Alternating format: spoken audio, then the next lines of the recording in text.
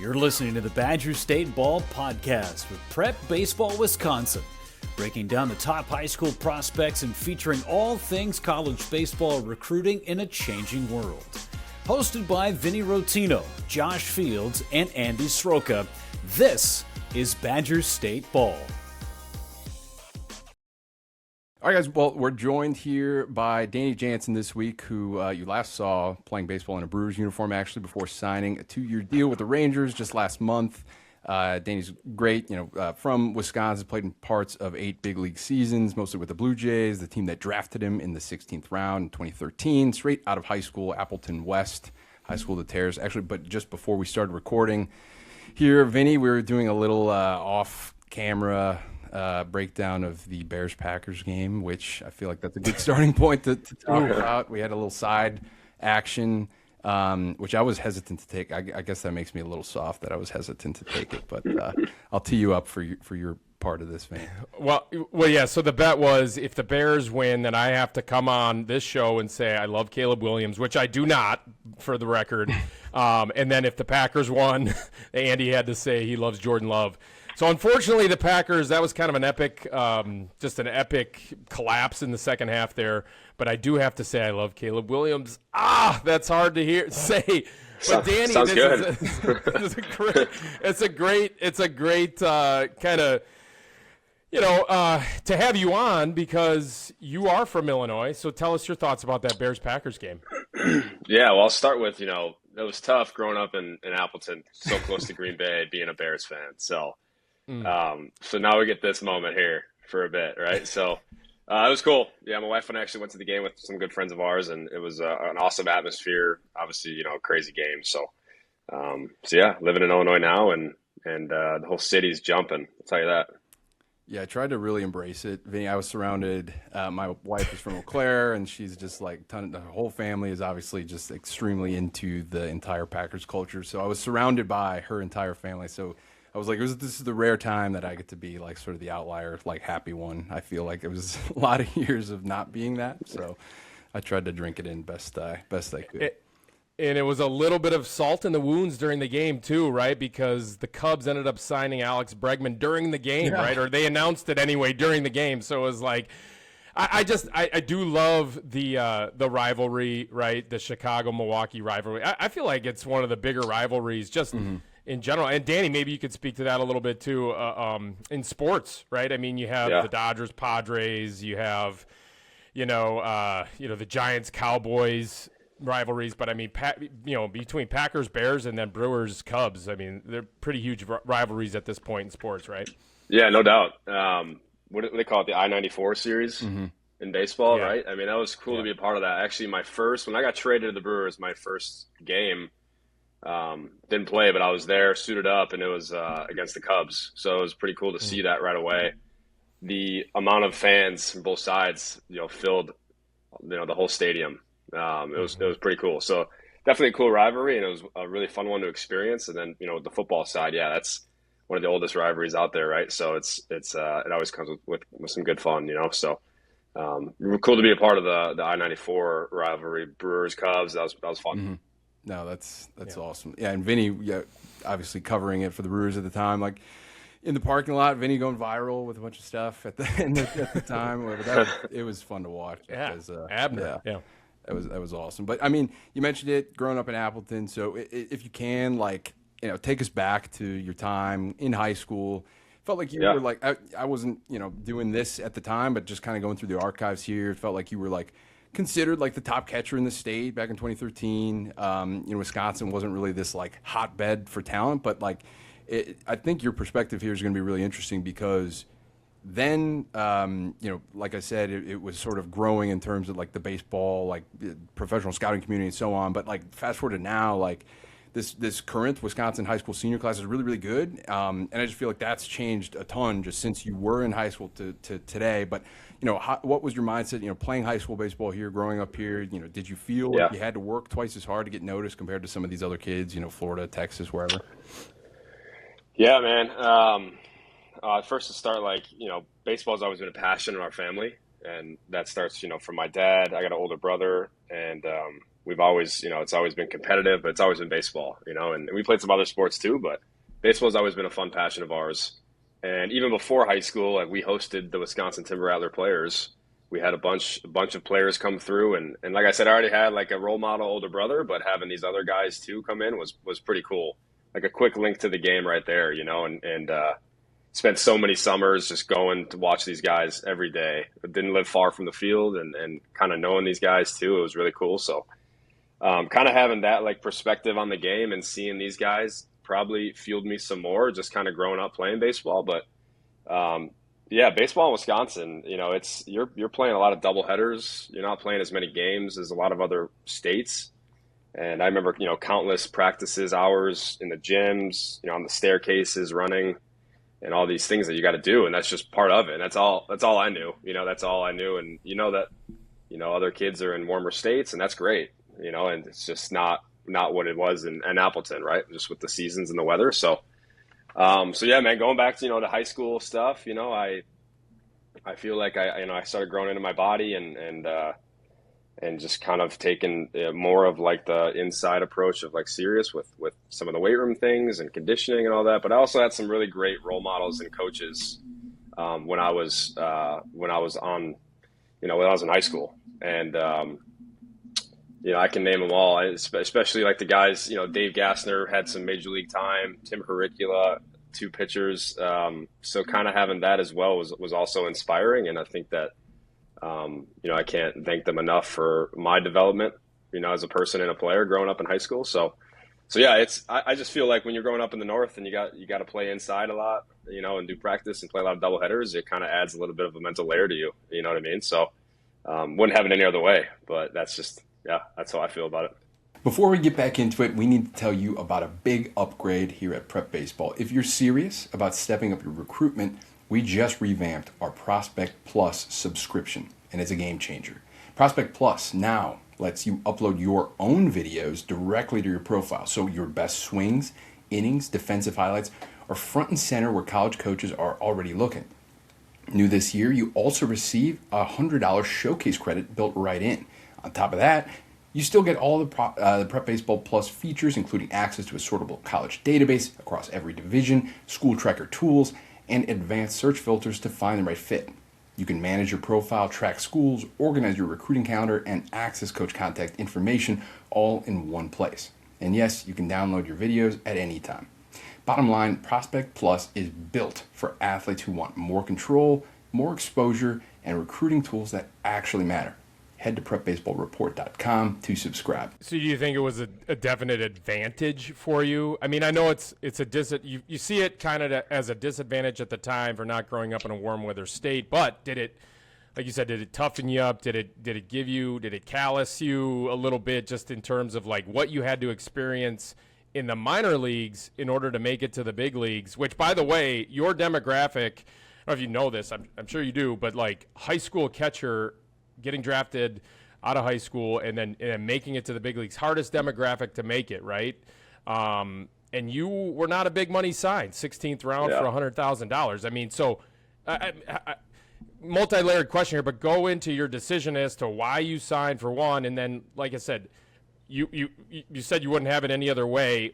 It had to be like a huge advantage being from Wisconsin with everything you just talked about in order to make it to the big leagues and let alone, stay for 10 years. Yeah. Well, I mean, I'd be lying to you if I say I didn't think about that once in a while too. Like how, Right. Be grateful about that. Like how cool is that to the position that I'm in now, coming out of where I came out of. Right. So, but yeah, I think that definitely calloused me a little bit for sure. I mean, I didn't know didn't really know any other way, but I just feel like Wisconsin's never really been like a highly scouted area compared to other places, right? And I actually didn't really think about pro ball until maybe going into my junior, senior year. Like I told you, I was around these guys for sure, but I was, I didn't know, I guess, how I was gonna, be scouted, and if I was, so I was just kind of carrying on my way, trying to get better, and then trying to go to college, really like that was, I'd never really thought about, being drafted out of high school until yeah, I guess kind of leading up to it. I mean, I got hurt my senior year. I broke a little bone in my hand. I think I played like 3 games. I remember, we're going into playoffs, and everybody's in playoffs, right? And had a little bit of like a cast thing, a little splint, and I like cut it in half, and I was like taping it on catching, and like had the splint when I was hitting. Just wanted to play. I didn't know, I guess, the future of it, and that was my senior year. So yeah, committed to college. Was committed to Jacksonville University, and then I remember sitting around like the first day of the draft, right? Like the first round and stuff. I didn't know what was going to happen. So I'm looking at at the computer screen, seeing what's going on. Nothing till day 3. And then sure enough, the Blue Jays called me.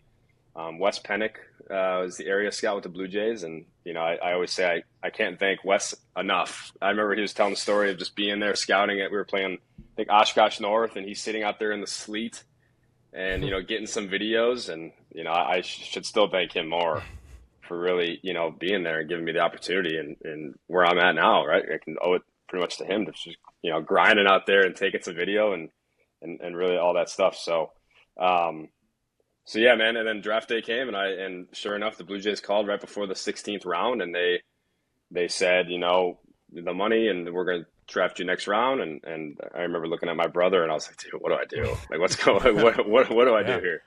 And he's like, man, it's basically like, hey, if you want it, go for it. It's your life, you do it. And sure enough, signed. Yeah. When you look at today's game, right? Like $100,000 is a lot of money, but especially out of draft of a high school kid, it's kind of a tough. Yeah. It's tough, right? A little bit, but at least you have college paid for. Like that was a option B. Obviously is the only reason why I really took it. It's because you have an option, backup plan in a way. Mm-hmm. But yeah, what a cool moment for me and my family. Definitely. Hearing it, on the speakers and stuff. But yeah, I mean, hey.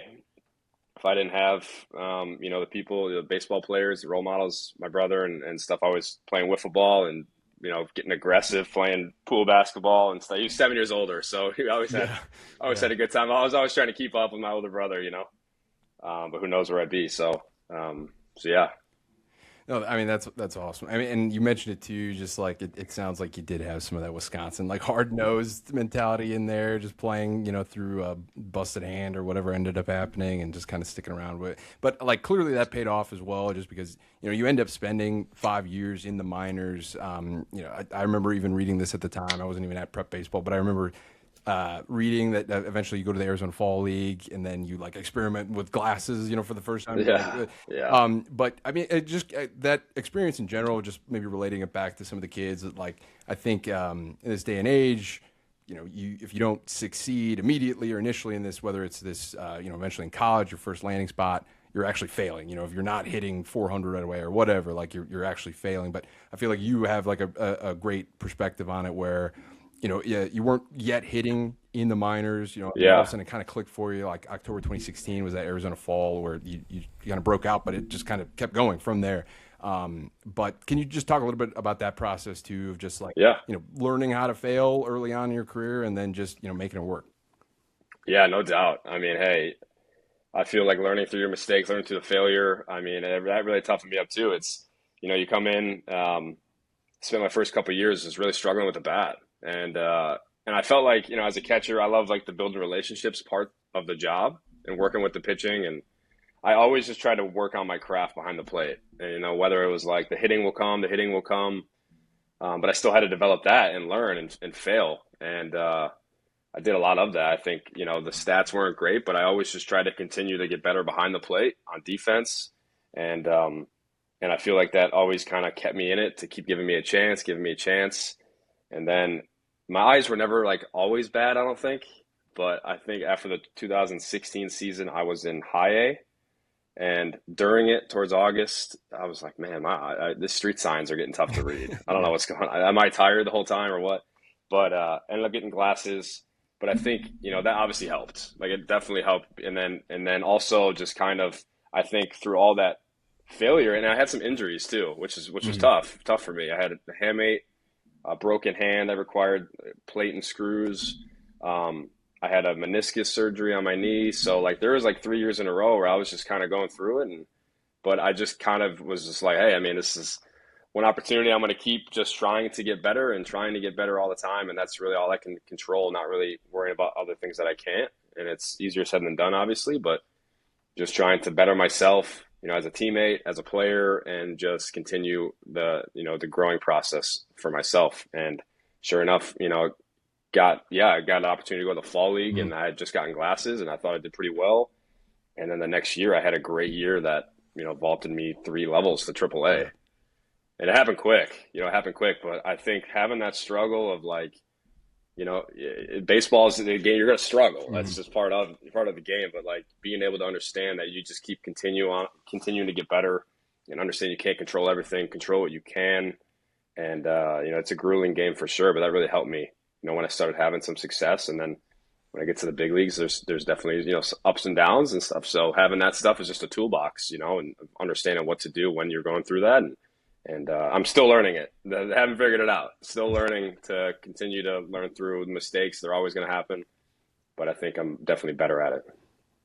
Yeah, actually, just putting the bow on that the eyesight thing. I was just curious because I was like, oh, I wonder. I was just looking at like actual like slash lines and like K-ray and stuff because I was like, oh, like. Maybe you were striking out a lot for the first time because I knew you weren't really that guy in high school, but you really weren't. You weren't striking out like a ton. So it was just funny. I was like, oh, I expected there to be this big like difference between like K rate before and then after, but it seems like it was kind of different. So it was just kind of interesting to me.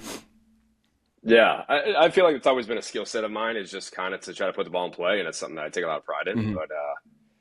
But yeah, it was seeing the world and baseball through a crisper lens was beautiful. Yeah, I think that happened to me around that time too, where I went to like a Bucks game or something. I couldn't see the banners, and I was like, "Is that normal? Like, could I see them before?" Yeah, right. And I was like, "All right, yeah, actually, I think I need glasses." I was just like, I must be tired. I almost just like you want to have great eyes as an athlete, especially baseball. Like you want that, but it's okay if you don't. I feel like you see a lot more glasses nowadays, especially, which is cool to see, like the sporty glasses in baseball. So yeah. I want to confirm the record though for Andy Soroka that it did not help his baseball career, whether or not it was better. No, I was not trying to imply that it didn't. It just, I was like, I'm pretty sure I could read the banners before, so I don't know what's going on. Yeah. All right, I think Nick, I think you got a question loaded up here. Yeah. So you've been able to cross paths with and play with a lot of guys from Wisconsin that are in the MLB today. Like there's Dalton Varsho, Alex Call, Gavin Lux, and then obviously Drake Baldwin, who won the Rookie of the Year this past year, among several others. Do you think there's any like added camaraderie when seeing those guys before the game? Yeah, no doubt. 100%. There's I mean, I don't know the exact number of Wisconsin big leaguers, but there's definitely more now. But yes, I mean, Dalton Varsho I played with for a couple of years is one of my best friends. Like he's one of the best people I've ever met. And came across Alex Call a bit, Gavin Lux, too. But it is cool to see. And Ben Rortvet I played with, another catcher, who's another great friend of mine. And he's it's definitely some added camaraderie for sure when you see, Wisconsin guys making it, but also doing well. It's cool to see. It's like a little, I don't know, it's I haven't spoken to every one of them, but it's always fun to look at it. It was kind of crazy because you both were on the Tampa Bay Rays, right? I know. I know. Two catchers, the two catchers leading the Tampa Bay Rays pitching staff, both from, you're from Elmhurst, Illinois, but played baseball in Wisconsin. Both. That's kind of just and then both of us, and then facing each other in the NLCS from the AL East Rays together. That's right. Wild. That's right. Yep. Yeah, totally. Well, so Danny, I had a question in regards to. I had a just mild blank right there, but in regards to okay, so. I don't know. So you signed with the Texas Rangers. I don't know if you knew this, but after I got done playing in 2016, I was a scout for the Texas Rangers for 4 years, and I bragged to my former bosses that they won the World Series based off most of my reports that I put in on most of the big leaguers, because that was after I left.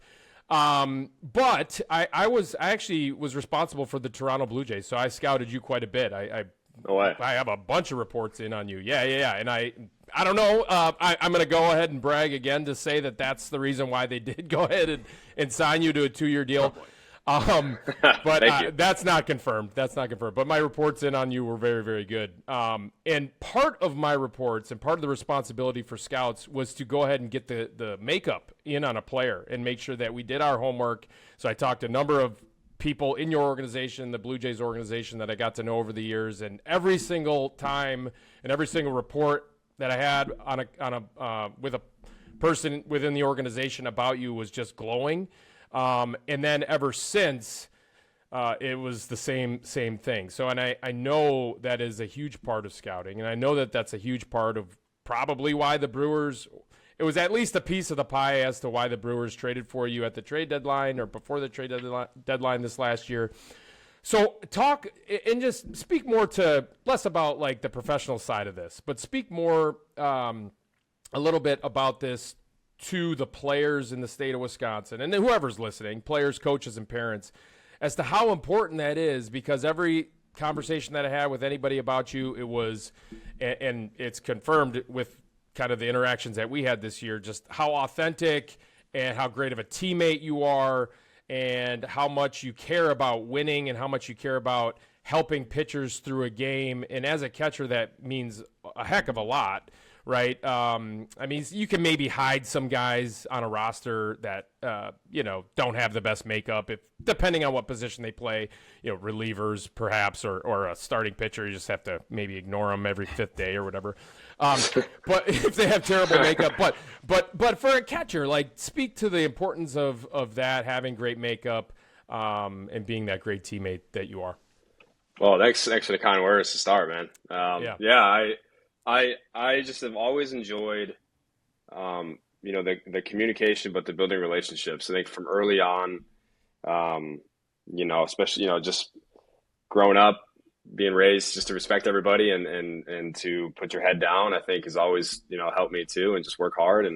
But I had to learn, coming in as a young 18-year-old, to try to work with professional athletes, you know what I mean? Like it was a whole new realm for me, right? Like going into pro ball. And I think, the Sal Fasano catching coordinator, Sal Fasano, Ken Huckabee, John Schneider, all these guys that have helped me develop, not only the physical side, but also like that stuff too. Like it's important to work on that. Like you want to, I just wanted to be selfless and like, we're in this together it's always so much fun when there's something going on, you get out of it, you block a ball, hit your neck, like you save a run, like all these things. And it's so much fun to have that relationship. And I think as a catcher with pitchers, they all have different personalities, right? Like they have different personalities, but you build that relationship where you trust each other. You're able to have, whether it's tough combos or just combos in general, that they got your back, you got their back,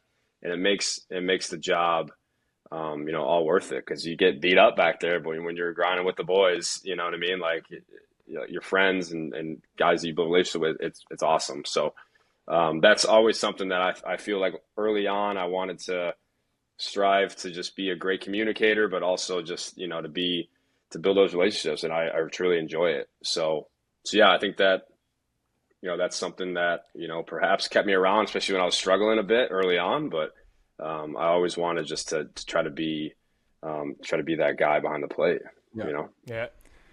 I was just going to say, and that's, I think you just hit the nail on the head, like at the end there. The whole answer is great, but just right at so if you have that, you're going to get the benefit of the doubt, right? Over the course of your career, you're going to get that extra opportunity to maybe, stick around an extra season or maybe, get a little bit more playing time if the manager wants you back there because of that makeup piece. So, yeah, that's good stuff. Nice. I know you got to sneak out of here soon, but I just have one more question for you, kind of along the same lines of advice, high school player listening right now. But, the game is just changed. The position has changed so much since you were drafted. Yeah. You have like robot umpires, like looming, imminent.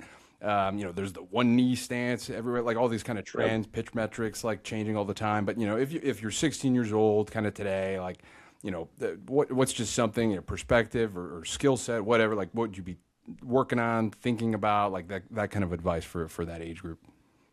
Yeah. Man, it's changed. I was probably the last big leaguer to go to one knee.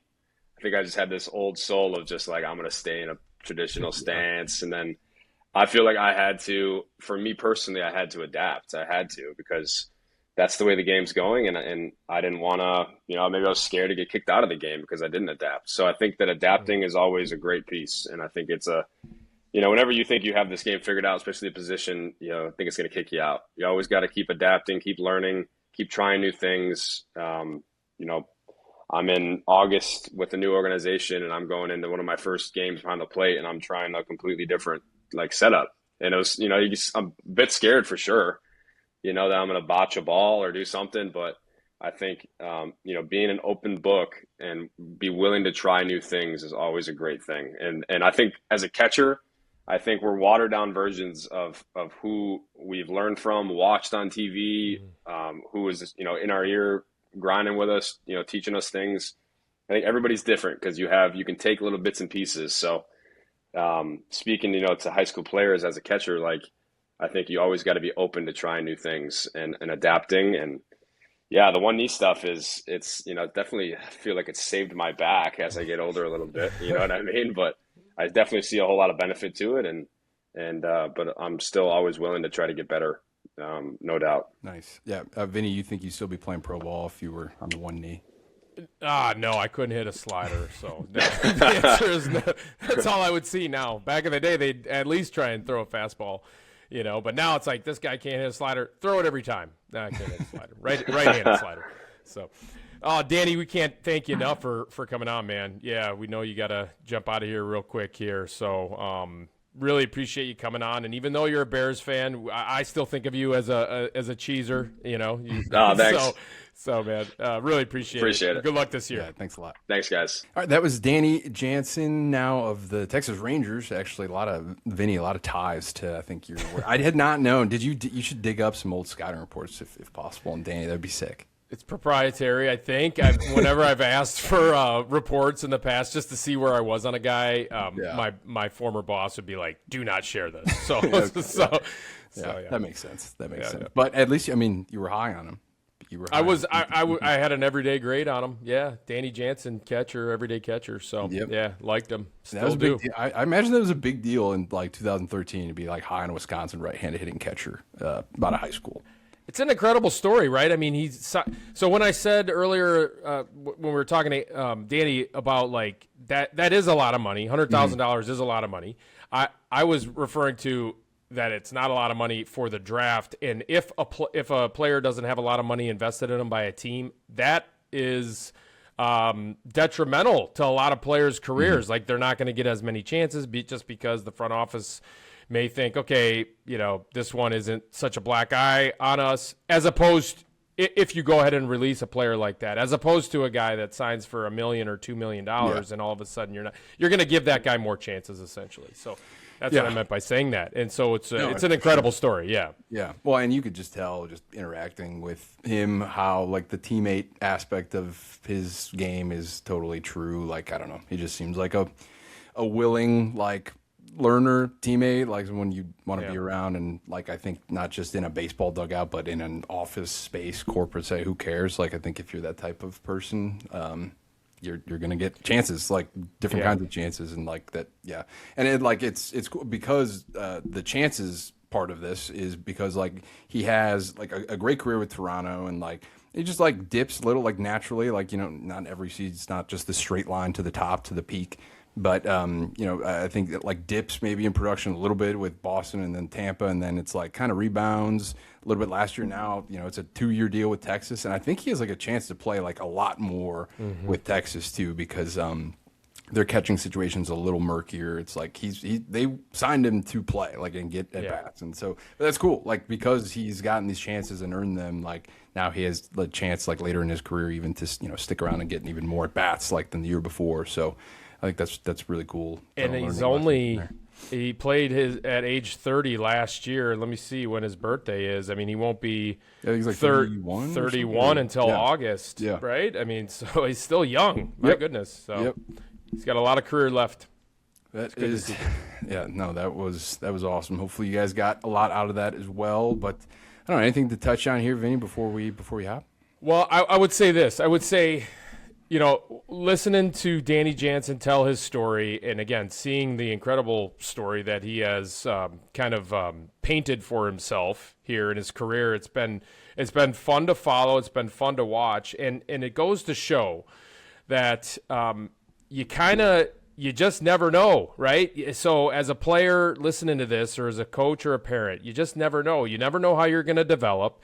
You never know as to, let's say you get lucky enough to get drafted. I mean, you have to catch breaks along the way, but you got to take advantage of those breaks. Let's say you don't get drafted and you go to a school, and especially now with the transfer portal, it's imperative now more than ever to find that good fit where you can go play and develop. And then again, you just never know how you're going to develop once you get to college. And again, maybe you're going to catch some breaks along the way.